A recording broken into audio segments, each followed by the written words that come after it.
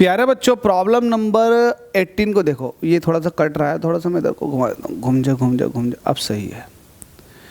Problem number 18 आपसे क्या बोल रहा है? थोड़ा सा इधर को ले ले भाई, ये ले इधर को। बेटा सेल्फ ले ले ले ले ले ले ले रे। तो प्रॉब्लम नंबर 18 आपसे कह रहा है कि जो फिगर है जो आपको दिख रहा है, show a plot of the 3 curves, जिसमें ए बी 3 कर्व है, showing the variation of the photo current versus collector plate potential.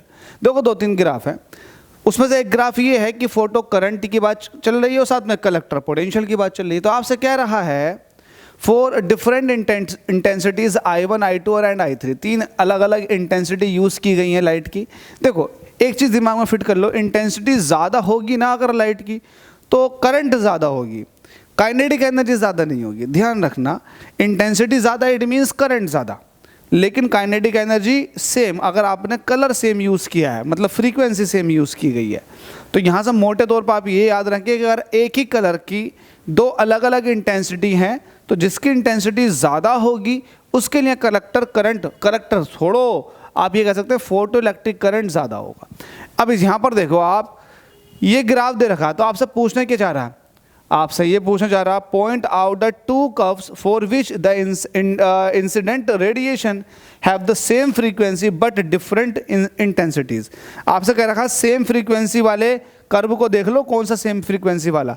तो आपको पता है कि जब ये निगेटिव में आता है तो निगेटिव में यहाँ पर आप ये कह सकते हैं, निगेटिव में जब ये ग्राफ आता है तो यहाँ पर कलेक्टर प्लेट पोटेंशियल निगेटिव में होगा, जिसको आप रिटार्डिंग पोटेंशियल कहते हैं।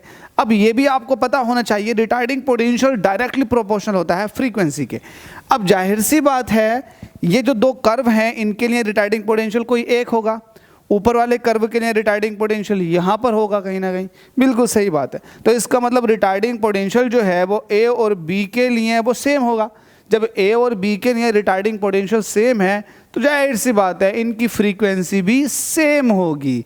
तो ए और बी ये 2 ग्राफ ऐसे हैं जिनकी फ्रीक्वेंसी सेम होगी, लेकिन अगर इनकी इंटेंसिटी का जिक्र करोगे तो इनकी इंटेंसिटी अलग अलग है। तो यही तो कह रहा है कि ऐसे 2 कर्व ढूंढो जिनकी इंटेंसिटी तो अलग अलग हो लेकिन उनके लिए रिटार्डिंग पोटेंशियल या फिर आप ये कह सकते हैं स्टॉपिंग पोटेंशियल जो है वो सेम होना चाहिए।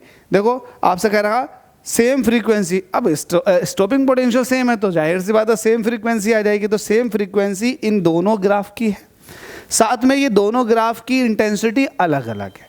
तो क्लियरली समझ लेना, बड़ा सिंपल सा फंडा है। अगर आपने सारी वीडियोस देख रहे हैं तो ये बहुत ही ईजी लगेगा आपको। चलिए